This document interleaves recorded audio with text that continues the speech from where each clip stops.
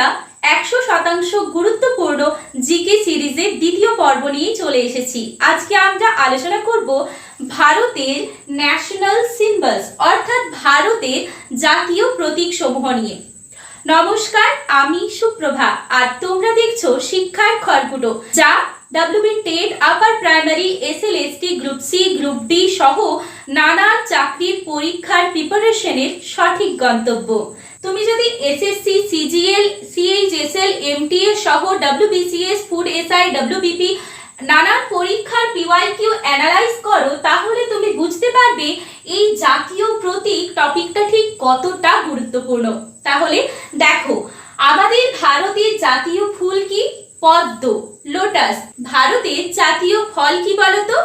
হ্যাঁ, আম, ম্যাঙ্গো, যা তার নিজস্ব সুগন্ধি ও স্বাদে বাংলা তথা সমগ্র ভারতের প্রত্যেকটা মানুষের মনিকোঠায় নিজের এক বিশেষ জায়গা করে দিয়েছে। ভারতের জাতীয় পশু রয়্যাল বেঙ্গল টাইগার। এই দুটো টার্ম তুমি মনে রাখবে। একটা হচ্ছে যদি বলা থাকে জাতীয় বা ন্যাশনাল অ্যানিমাল, তাহলে তোমার রয়্যাল বেঙ্গল টাইগার। যদি বলা থাকে ঐতিহ্যবাহী পশু, তাহলে হাতি। এটা পরীক্ষাতে অনেক সময় কনফিউজ হয়ে যায়, ঠিক আছে? দুটো অপশনই দেওয়া থাকবে। তারপর দেখো, আমাদের ভারতের ন্যাশনাল বার্ড কি? ময়ূর। জাতীয় গাছ কি? বট গাছ। হ্যাঁ। তারপর আমাদের ভারতের জাতীয় খাবার কি? খিচুড়ি। কোনো পুজো পার্বণ হোক বা কোনো বর্ষার দিন, আমাদের ভারতের প্রত্যেকটা বাড়িতে খিচুড়ি কিন্তু খুব কমন খাবার, তাই এটা আমাদের ন্যাশনাল ফুড, ঠিক আছে? খুব কমন একটা সবজি, যেটা প্রত্যেকটা স্টেটেই পাওয়া যায়।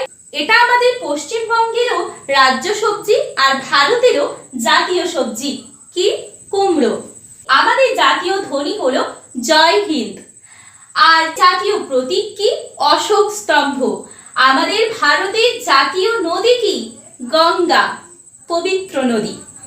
তারপর আমাদের ভারতের মিষ্টি কি বলতো? জিলিপি। এই দুটো পয়েন্ট আমাদের ন্যাশনাল সং আর আমাদের ন্যাশনাল অ্যান্থেম। এই দুটো পয়েন্ট কিন্তু তোমরা খুব ভালো করে মনে রাখবে, কনফিউজ হবে না, ঠিক আছে? কারণ এই প্রশ্নটা আমাদের CHSL, CGL, WBCS অনেকবার এসেছে। এটা যদি গুলিয়ে যায়, তাহলে তোমরা কি করবে? তোমরা ইংরেজিতেই মনে রাখবে, ঠিক আছে? একটা হচ্ছে ন্যাশনাল সং, যেটা জাতীয় গান। সেটা কি? সেটা হলো বন্দে মাতরম। যেটা কোথা থেকে এসেছে? কবি বঙ্কিমচন্দ্র চট্টোপাধ্যায় লিখেছিলেন 1870-এ, যেটা এসেছে আনন্দ মঠ থেকে, ঠিক আছে?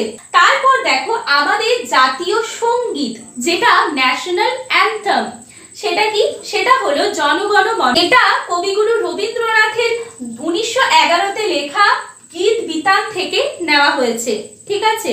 তাহলে এই দুটোকে কিন্তু তোমরা কখনোই গোলাবে না, কারণ এই দুটো গুলিয়ে যায় বলে বারবার প্রশ্ন আসে, ঠিক আছে?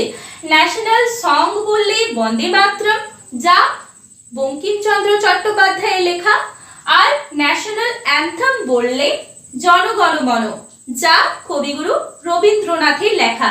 এই টপিক থেকে প্রত্যেক বছর প্রশ্ন আসে, তাই এই পয়েন্টগুলো তোমরা মনে রাখবে। ক্লাসটি ছোট কিন্তু খুবই গুরুত্বপূর্ণ। যদি তোমাদের ক্লাসটি ভালো লেগে থাকে, তাহলে অবশ্যই ভিডিওটি লাইক, কমেন্ট, শেয়ার করে দিও। দেখা হচ্ছে পরের ক্লাসে আবার কোনো নতুন ইম্পর্টেন্ট টপিক নিয়ে।